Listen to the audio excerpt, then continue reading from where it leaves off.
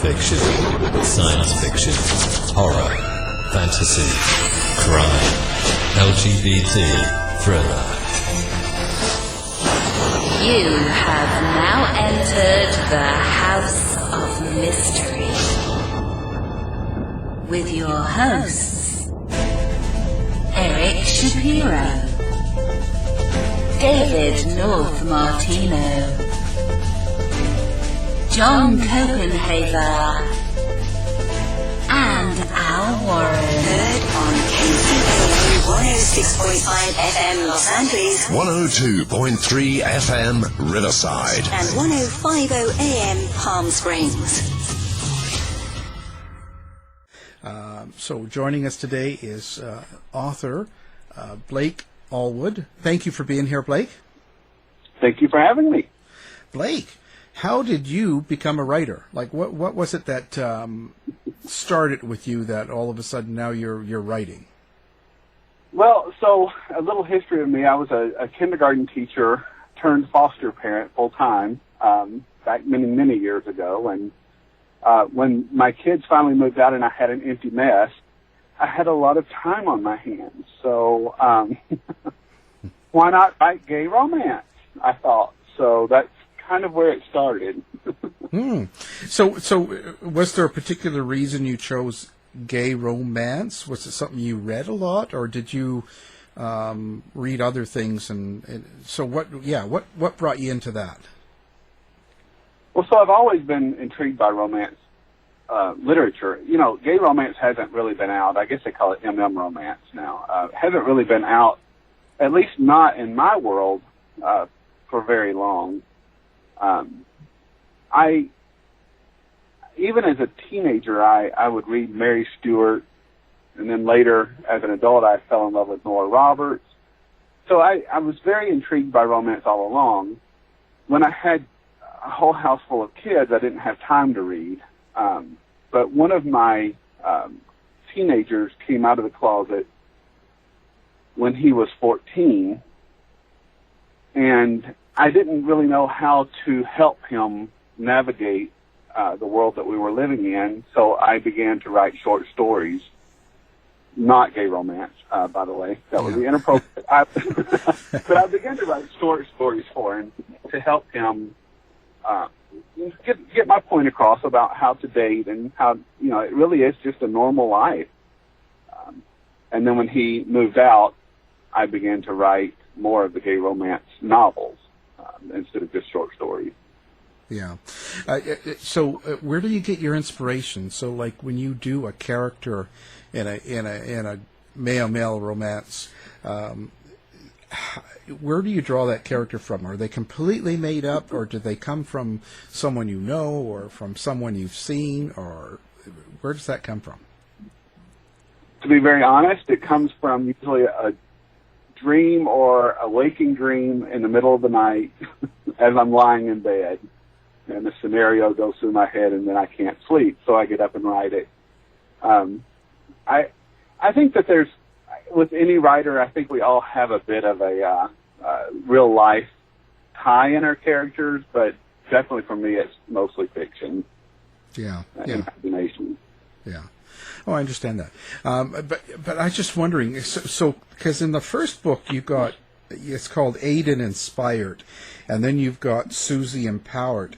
Now, they're related. That's a brother-sister, right? So, correct. So you come along with a storyline and Aiden Inspired, and you're doing that. So how did all of a sudden you get a second book in that where you're pulling the sister now? So you've got this sort of relative happening. See, because that's all creative. So I find that fascinating. Well, Aiden Inspired was 100% imagination. I wrote that actually 2.5 years ago, but didn't publish it until last year. But Suzie, I sort of fell in love with her character as I wrote the book. She is definitely a whole lot of energy. She's, for your listeners, she was a Broadway star. And from Kansas City, which, I was in Kansas City for 25 years, so that's sort of why Aiden and Suzie were from there. because I knew about the area and could talk about their childhood. Suzie, I wasn't going to write male-female romance until the Me Too movement started. And having had a personal experience with child sexual assault, I was very disturbed by how the Me Too movement, I was disturbed by how people were treating the Me Too movement. And when people would come out about their abuse or their assaults, the public wasn't very friendly, and to a lot of them, especially the ones that were in a political situation.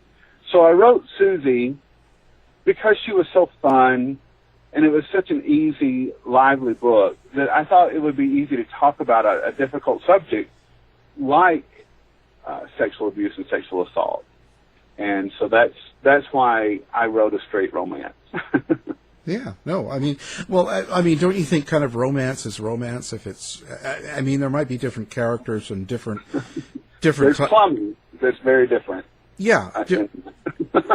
Well, that's why, there's difference in passion and all this stuff, but it was just, I guess there's a whole different energy when you have, let's say, two men as opposed to a man and a woman in a relationship. I think men deal with romance and love differently than women do, for sure. And that's stereotyping, and I don't mean to do that. But I think as a whole, women tend to be more emotional about sex and relationships and romance than even, and I consider myself really emotionally driven man, but even I am less so than a lot of the romance novels that I have read about men and women relationships. They tend to be much more emotionally driven than I am. Yeah, so I think that's a big difference. Yeah, well, yeah, because there's when you have a woman in relationship, especially if they have children or if she wants children, that's going to be a whole different aspect to the energy of two men. Although a lot of, well, I mean, in male romance, there's this whole genre or subgenre where they talk about impreg, where men can get pregnant. So, I mean, that's not necessarily a barrier any longer. No, rightfully so. But to be honest, in my experience, with male, quite a few. I don't know what it is. It's kind of an interesting aspect of a relationship. Two men can be married for many years, but yet still have sex with other people, and it can be okay in a male relationship. It can be a standard. It's actually it's not uncommon. Whereas in a straight married couple, that's not common. I mean, it can be common that people are getting sex on the side, but it's not known to each other. Like, it's a secret. You know what I mean? Yeah. If the man's out dabbling around, he's not telling his wife, and she doesn't know about it. I think that you're right. I think in straight relationships, the dynamics are different as far as open relationships versus cheating. But I don't think. I think both sets of relationships have cheating as an issue. But I do think that gay men are more open to open relationships, for sure, and less likely to be upset when they find out their partner is dating other men in a gay relationship, maybe. Yeah. Well, I think there's a difference. I think that maybe I'm wrong, but from my experience, I think gay men can associate, or they can tell the difference between love, relationship, and building a life together, and hookups. Like, there's a definite difference in them. And I think, yeah, you're talking about a culture that's come up through a world of hiding since until recently. I think even I came out in the 90s, and it's all about hiding your relationship from your parents, or from family, from your work. And so I think that there's this pervasive especially for those of us who are older, there's this pervasive hiding that's part of our experience as a gay person. You know, I've been in a 25-year monogamous relationship, but that, I think it comes more from the fact that I came out early.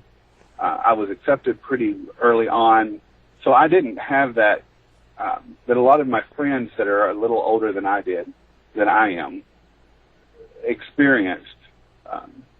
Because in they often talk about, well, you know, I don't want to be in a monogamous relationship, and they're clear with their partner from the very beginning, and their partners are cool with it. So I think, you know, it's all still sort of in the air.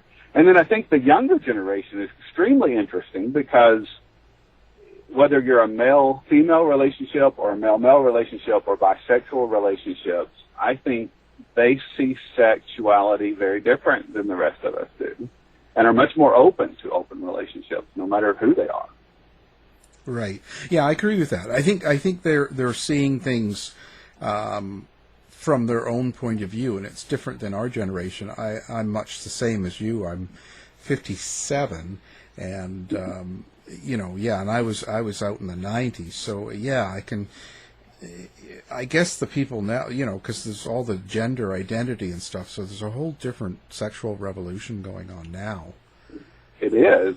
It's very and very interesting to watch, and sometimes a little hard to grasp from my 49 as of yesterday year old brain. Well, there you go. Happy birthday. Thank you. Thank you. Still young. And this is why I hang out with people your age. Yeah. Well, do you miss the 90s in the sense? I do. Yeah. Well, not only. Well, you see, I miss the 90s for a couple of reasons. One is definitely it seemed to be a more fun time. It seemed to be a lot better time than what we're going through now. There seemed to be less issue than there is now, which is crazy because you should, once you go through it, it should just get better, not worse. And the other thing is there was something I don't want to say exclusive, but I almost feel that way because we had clubs and we had our own sort of world going on, and a lot of that's disappeared. I think absolutely right. The 90s for me, I got to go play, and I got to be a teacher over in this little world, and over in the other world, I got to be free. I went dancing, and I remember the first time I went to a dance club, and I'm from the South. I'm from Tennessee, and I remember the first time I went into a country western bar and saw two men two-stepping, and I just thought I had died and gone to heaven. And I mourn very much so that world is sort of gone. And the country western bar that I went to in the 90s is gone, as well as so many other places we used to go that, you know, and other kinds of music that was there. Yeah. Well, I think it's just, like I said, you know, as we get older, the next generation sees something different. So, and it's really interesting, the changes. Does that affect your writing when you're dealing in romance, or do you think romance is still the same? Oh, I don't know. So I tend to write people my age, Generation X more, and baby boomers than I do the new generation. Only because I understand my own generation more than I do the younger people. But that doesn't mean I don't have a lot of followers who are younger. I think that it does affect. You know, I'm influenced by the 90s because that's when I was out. Right. And then I was a teacher and foster parent where I was married. And so I wasn't doing a whole lot of associating with the gay community. And so it changed while I was in hiding or busy, I guess is the better word. Yeah. So I think that absolutely that doesn't impact my writing. Luckily, I have a lot of followers, mostly women that are younger, that I can send my book to and go, did I miss this completely? And they write back, yes. And then tell me how to fix it. Yeah. Well, yeah, that's interesting. So I've heard this now. I don't know. So you find most of your followers and probably your readers are women. Correct.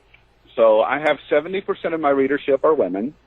That is slowly changing, but it's because I'm working really hard to recruit more gay male or gay or male in general readership. I actually have a couple straight men that like to read my book, which is kind of fun and different. Yeah. Shocking.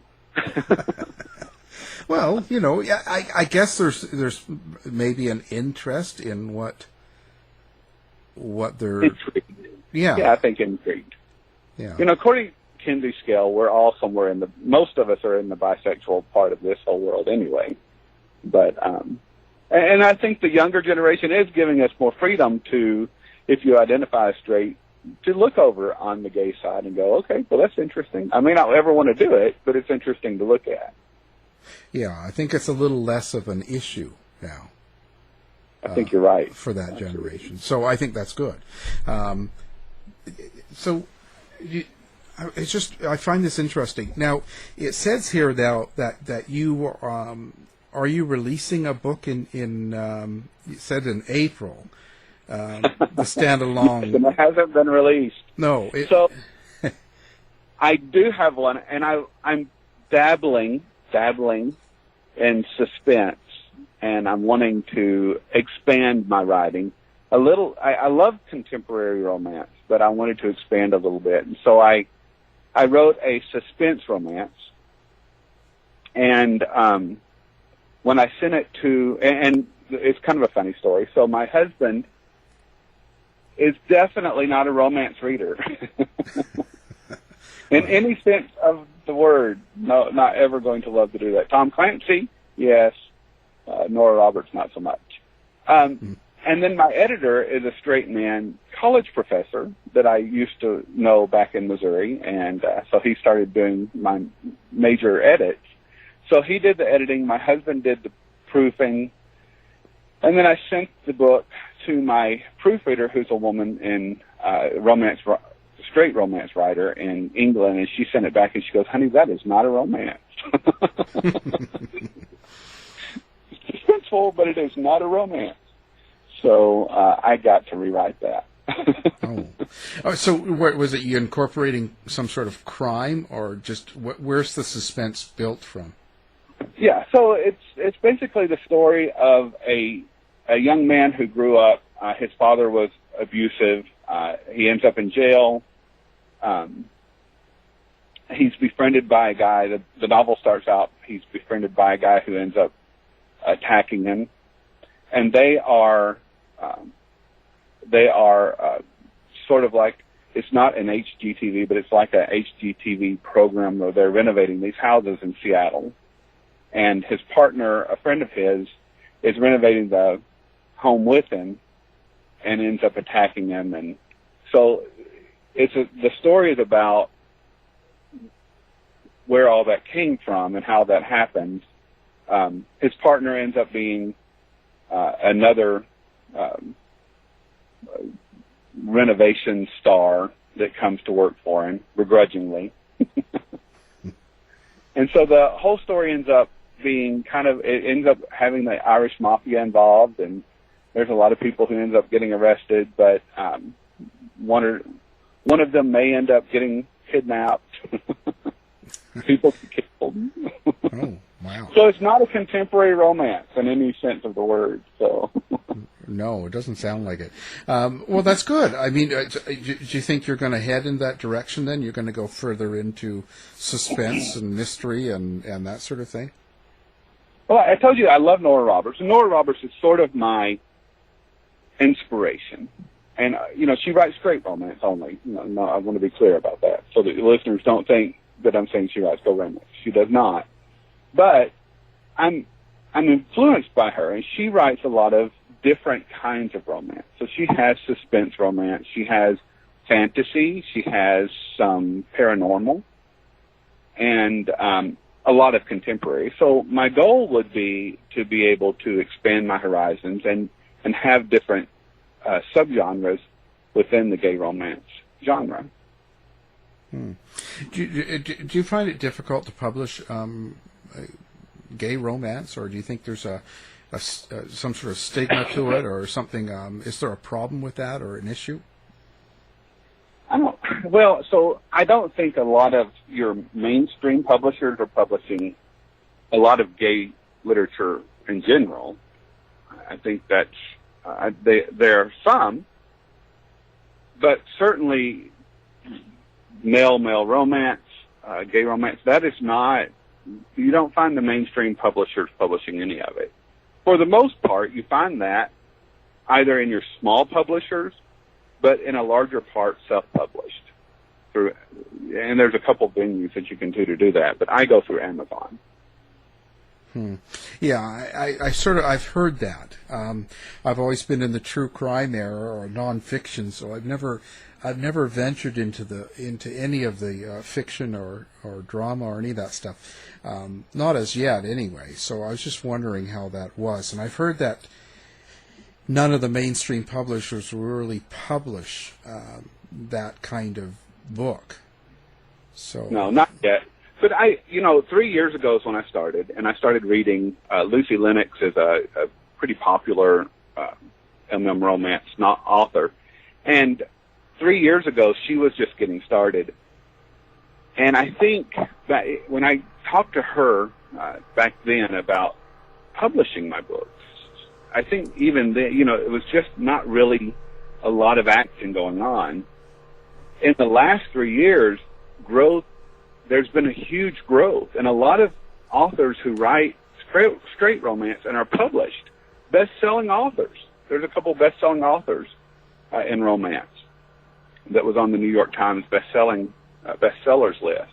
They are moving over to romance because it's grown so much, and so many people are wanting to read it, especially women are wanting to read it. So I don't think it'll be long before the mainstream publishers catch wind of it and want to play. Because they tend to go where the money is, I think, like any business. And definitely romance is ticking up. Oh, for sure. I think that, they run as a business. Their object is, to make money, profit. So, yeah, for sure. It's kind of their goal. So if they think they can make money with it, that's great. They probably will. Now, you have quite the lifestyle. So now you are just traveling around. Yes. Now, if this is true. Happily. Yeah. So no, but I find this fascinating. So you and the hubby with your dogs are traveling around in an RV, just going around the country, and you get inspired by your traveling and the adventure that you have. How did that start? Like, where did that come from? Because a lot of people won't just go, well, let's sell the house and get an RV and let's just drive. It's because you're in your 40s too, right? So it's not like you're 70, right? So not yet. No. I'm working. Sure, yeah. We hopefully we get there, but I find that fascinating. It must be a very free lifestyle. So when the last kid moved out, after 12 years of basically head down trying to keep kids from killing each other themselves, my husband came to me and said, and I told him, I said, we had a large home. Actually, we had two homes. But we tended to take older kids, and so when they would grow out of the system, they needed a place to live. So we bought the house next door. And we had 3 acres and an urban farm, which is also something that makes you put your head down and work really hard. Yeah. So we had the kids, we had the farm. And so when the last kid moved out, we were like, we don't need all this. So we sold the properties, and my husband said, let's run away. Right. No, I have to have a home. I will, I'm a nester. I write. I'm going to write. And so he ended up talking me into moving into an RV full time, which, was a big deal at the time. Well, yeah. And as of, I think like today or tomorrow, it was the very end of May, 3 years ago, we moved into the RV and out of the houses. So this is kind of like another anniversary, our 3-year anniversary in the RV, full time. Wow. That's a big change. It was huge, actually, yes. Yeah, because it's a totally different lifestyle. So now, do you actually, where do you travel? Like, what parts of the country do you look for when you travel? Well, we did it backwards. When we started, we left Missouri, and we moved to Seattle for the winter. Don't ever do that. That's wrong, by the way. Don't. Seattle has no sunlight at all for 3 months. No, like, it rains. Don't it's wrong. Yeah, you have to like the rain. No, yeah, and I fancy myself as someone who could live in England, and so I'm like, oh, I can do this. No, I was wrong. So we left Seattle. We went to Georgia for the summer, like crazy people. And so we went across country and stayed in Georgia over the summer that next year. And then we got smart and decided that we would try to be in the warm places in the winter and the cool places in the summer. But my husband is a registered nurse, and he still works, so we go where the contracts are. Oh, that's interesting. He's a contract nurse. Yeah. So, and so you mentioned that as the travels provide the inspiration. So, what is it about the travel? Is it like what do you do with your time that gives you the inspiration? Like, so what's the day-to-day activity for you right now? Let's just say. Oh, I said, and what is the day-to-day activity every day, even before we were quarantined, was that I was quarantined. I sit in my chair and I write. I'm antisocial. I'm your typical author. You know, I just kind of hide, and my skin gets paler and paler as the time goes on. And but I get a lot of inspiration from where we are, because we do go out and travel, and we like to explore. We like to take the back ways. Aiden Inspired was written about Eastern Washington, and we had driven on the way to Seattle. We had stopped through Eastern Washington State and saw the Snake River, right. And it's such an odd and different landscape than anywhere else in the country, I think, at least where I've been so far. And I was struck by it so much that I felt the inspiration, that the story that came in my head shortly after we left there just felt like it belonged in Western Washington. And another little story about that, I had watched Ruth Hall do an interview about being married to a rancher in that area, Idaho, Wyoming. It's that same landscape where his husband lives. And I thought, oh my gosh, I have to put a rancher out in the middle of nowhere who's looking for a husband. And then this guy from New York naturally has to go there. And so that's kind of how the inspiration happens. I also writing a 3-part series that I hope to publish later this year that's based in the Big Bend National Park area. Again, it's a landscape that just intrigued me. And I could just feel these characters. And you know, you don't think of West Texas as a place for gay men to be, but they're there. No. They're there. And they're cute. Yeah, but the landscape in itself seems to be your biggest influence. Like when you see landscape and certain areas of the country, that seems to be a big drive for you. I think it's more of I want it to be. So when I was in Big Bend, I'm like, okay, so what would the story be here? And what would it be like to be a character who lives here in such an isolated area, but that is so incredibly beautiful? You know, and I'm terrified of snakes, and they have a lot of rattlesnakes there, and so, of course, you know, those have to show up in the story as well. But, you know, it's more of what would it be like to be here and then be a gay person here. And then how would you meet other gay people? And then how would the community react to you? And so then the story just begins to build upon itself then. So it's interesting. So when you're doing this and you're out and about, do you find that when things happen in the world, like right now with the COVID-19 and the lockdown and all the fear and all this stuff, the pandemic, does that make you write darker? Does that influence you to write differently?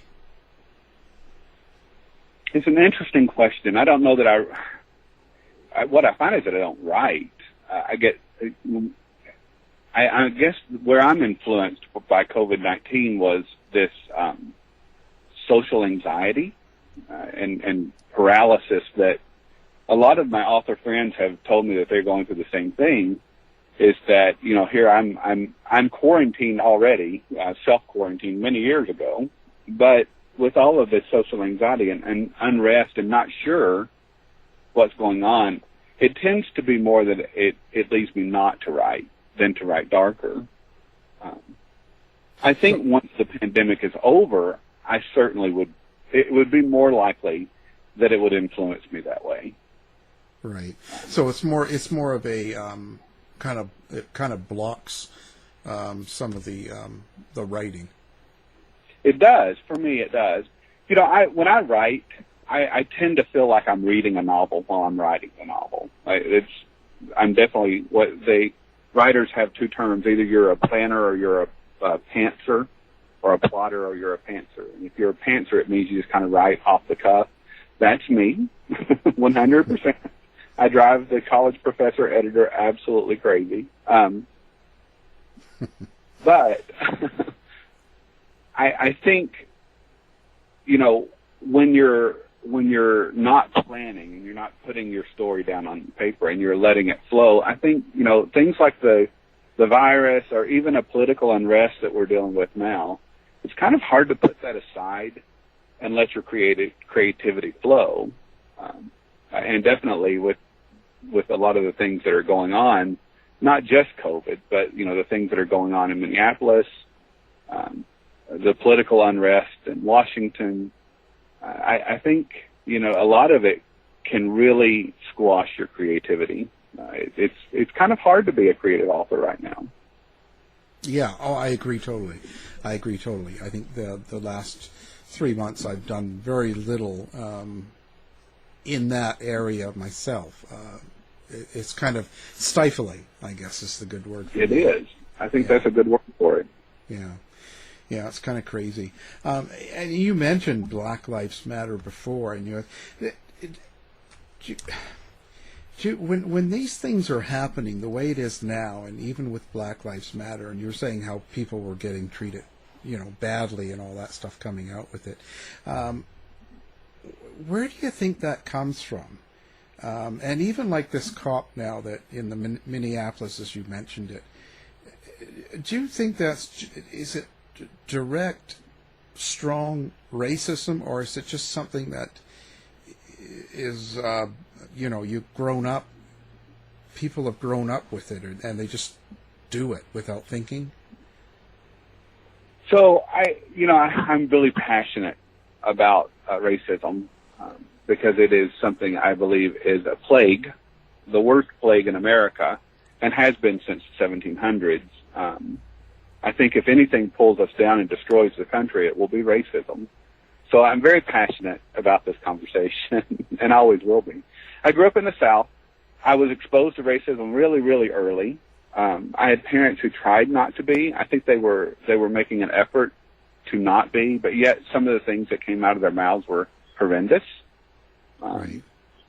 Yeah. You know, I was born in the 70s. So I am a product of desegregation and what that actually, when it was at the very beginning, you know, we experienced it different, especially in the South, than I think people do now, because it was all new. It was an experiment, and people were excited about it or they hated it. You were on one side of the aisle or the other. So I think, you know, I was so strongly influenced at such an early age. And I never have, even when I was young, I never have been able to understand why the melanin in your skin should influence how. Of course, I didn't think that as a kid. As an adult, that's his word. But I didn't think the color of someone's skin should really impact how we treat them. Why is that person treated differently? Why is my friend that I, go to school with treated differently because his skin is different than mine? And I never could grasp that. And it's been confusing. Even when I was young, it was confusing to me why that we did that. Yeah. Well, I relate to that too because I was growing up in Canada, so I just don't get it, right? So, but I find it interesting. So now you've taken that passion further because you seem to be very vocal. Yeah, very vocal, especially if you're on my Facebook page. I'm extremely vocal about it. Well, so you also have to remember, 10 of my 12 children were African American, so that has influenced me more too. I mean, these are my kids we're talking about. Yeah. When you talk about a black man being more likely to be shot in America, you're talking about 10 of my children. Yeah. So it has influenced me. Yeah. Well, and it's hard. It's hard to rationalize with, but it doesn't seem. From my point, I'm not seeing it really getting much better. For me, I think a lot of the rioting or protesting or whatever you want to call it going on in Minneapolis is a result of years and years of black people being shot or killed by police and nothing happening. Yeah, I mean, so you have to accept the fact that, so whether you're in Canada, the UK, the United States, racism is pervasive. I think it's more so in the United States than it is in the other two countries. But I don't live in those countries, so I don't know. But I can speak for here, and I think that it's such an institutionalized thing that we don't even realize that we're racist. And I have, if you've been on my Facebook page, you've seen that I argue quite frequently, racism is intrinsic for people who are raised here. We see it on television. It's often hidden in different messages. Our parents teach it to us. Our schools teach it to us. Our teachers, our influencers, our churches. We're influenced by racism from the day we come out of the womb, I think.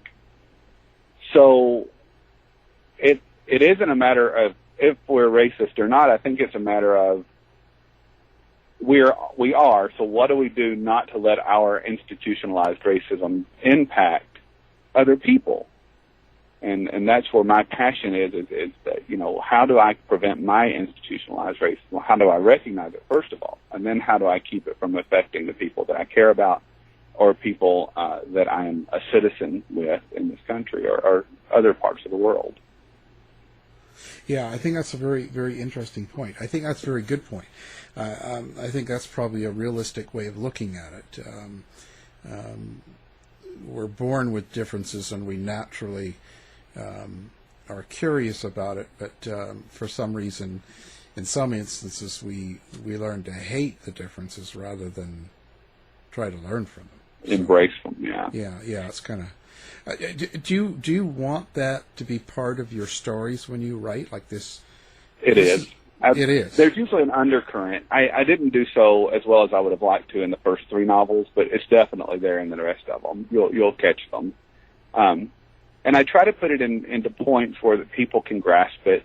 And I don't just use one culture. I try to incorporate multiple cultures across the spectrum, whether it's in my first novel in the next series that I have coming out. One of the main characters is Cuban or descended from Cuba, Cuban Americans, and then the other one is Mexican American, and then I have one that comes.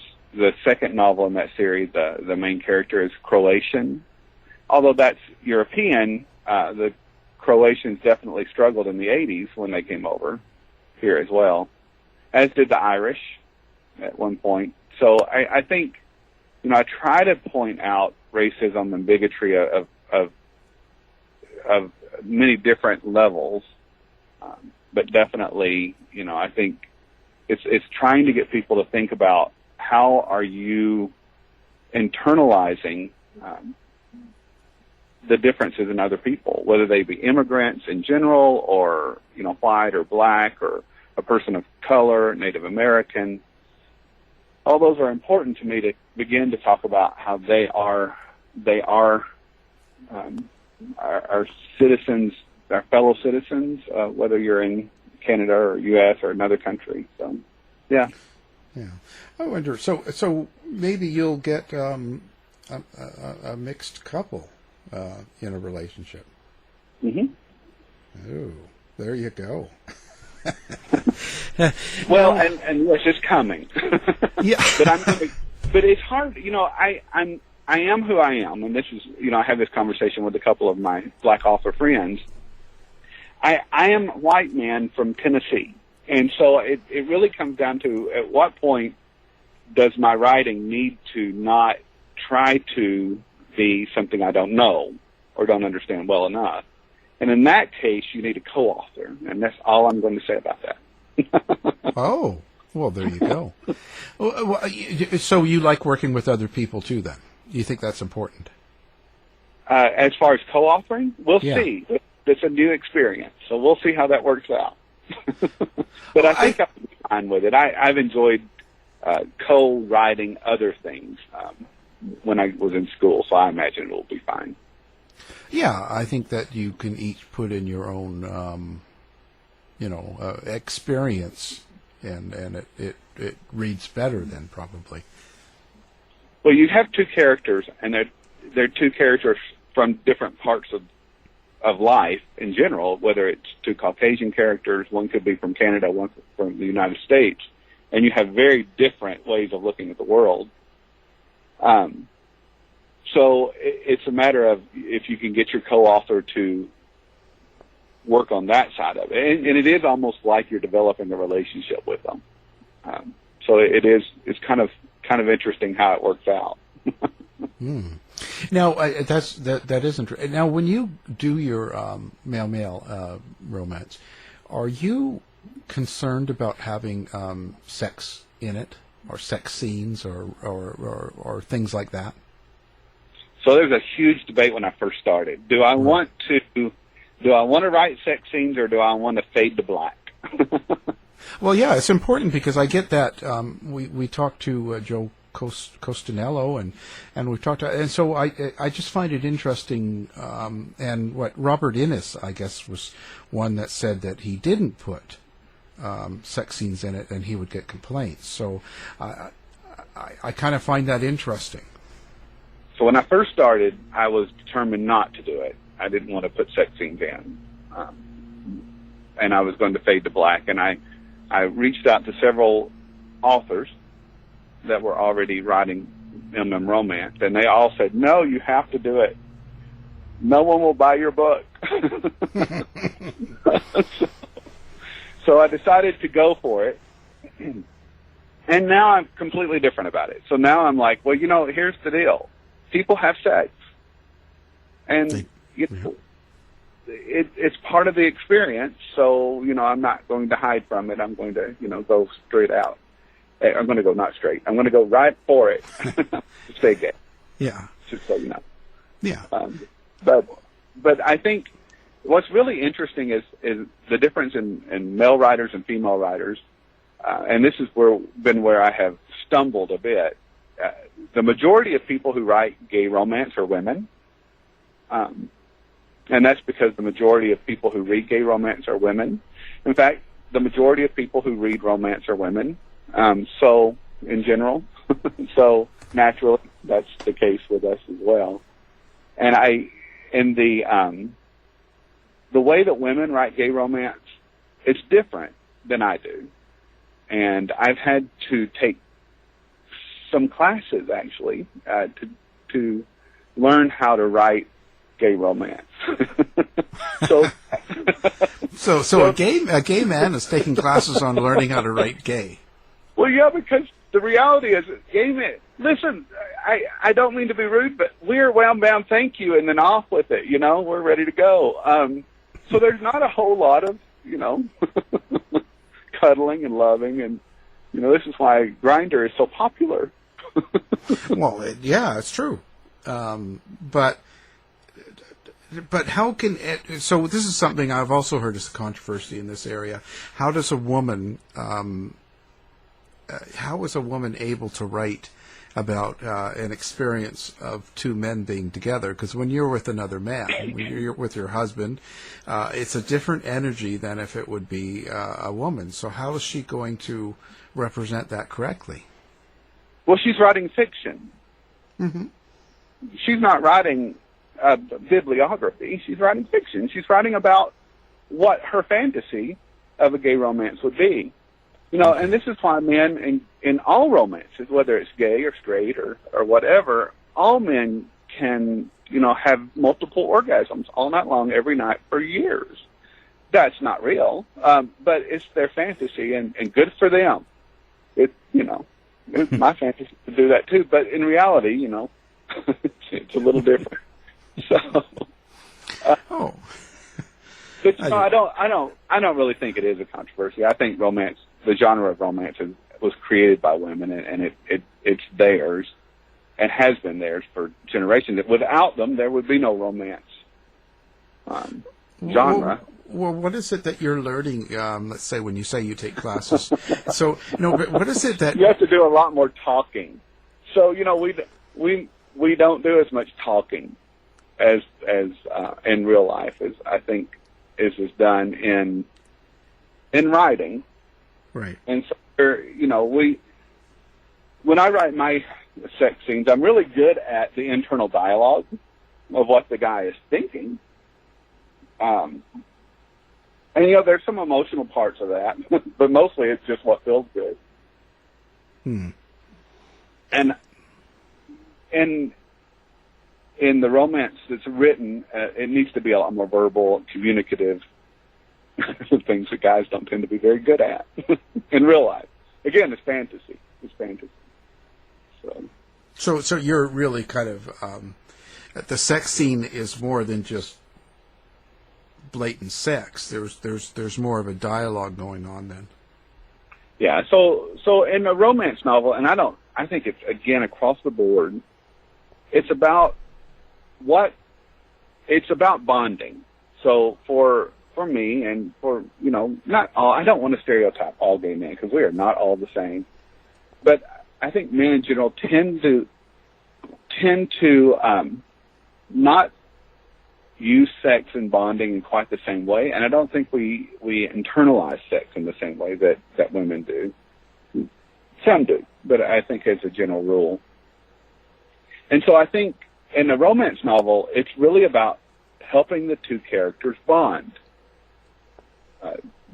Sometimes it's about solidifying what you've been working on up to that point so that they're together, because the sex scene is the ultimate opportunity for the two characters to get together. And in the book, in Bobby Transformed, for example, when I first wrote it, I had Bobby having sex with multiple people at the very beginning because that's reality, and more than not. For a young man who just got to New York City from Iowa, I mean, he's going to go play, but not necessarily, but more likely than not. Yeah, for sure. He's going to be getting on the grinder and finding out who's over there. So, I think, but my editors were all like, no, you really can't do that because your readers are bonding with all of these guys that he's messing around with. I'm like, oh, okay, so that don't really work. And so it's been training me, the classes, the books that I've been reading. It's been about learning how to use the sex scene as a bonding moment to solidify that relationship. And I'm not saying I'm great at it yet, but it's definitely something that I'm working on, and I think that that any romance writer has to learn to do. Right, right. Well, it's a progression, right? Writing and authoring, each time you do a book, you do something new. Usually you go forward in your writing, so that's part of it. Yeah. So in my fifth book, the one that will come out probably in late July, if all goes to plan, there's a lot more sex scenes in that because I think I finally got it. You finally learned how to do it right. Finally got it, yeah. So but it's taken me a little bit of time to get there. Well, I was going to say now with the name Allwood, I mean that's a perfect name.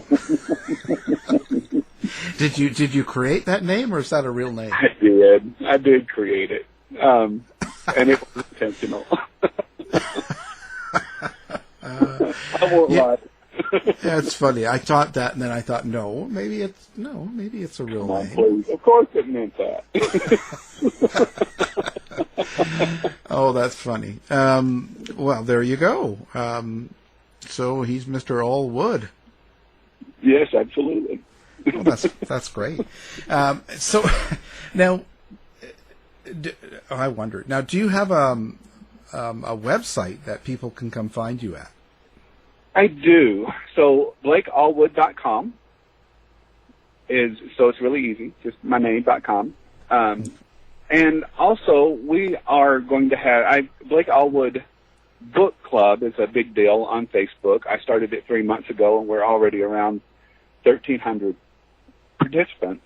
So we're going to do a virtual Pride this year for book geeks, and it is going to be over the 4th of July weekend because so many people are still quarantined. We want to have want to have fun on the 4th of July. So we're going to have a big event where a lot of the different authors are going to be presenting, and there's going to be lots of giveaways.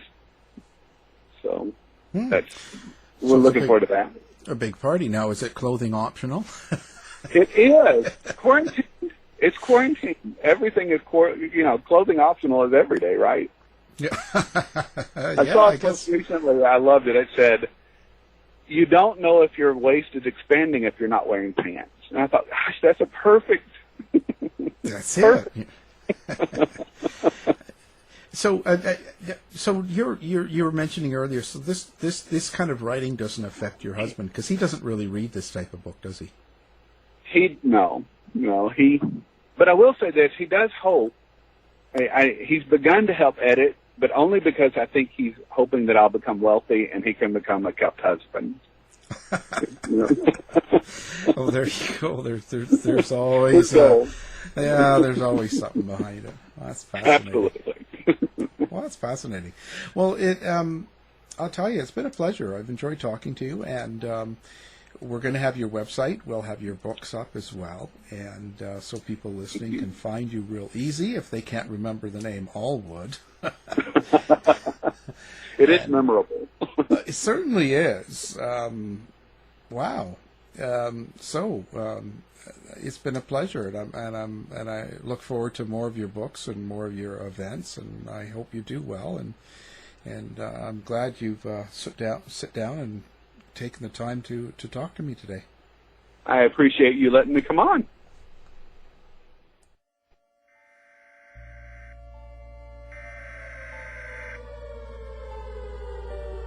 We interrupt our programming. This is a national emergency. Important details will follow. Are you prepared? Legacy Food Storage. The best way to protect your family is by being prepared. Go now to legacyfoodstorage.com. Use coupon code HOM15 now for 15% off. Quick, go!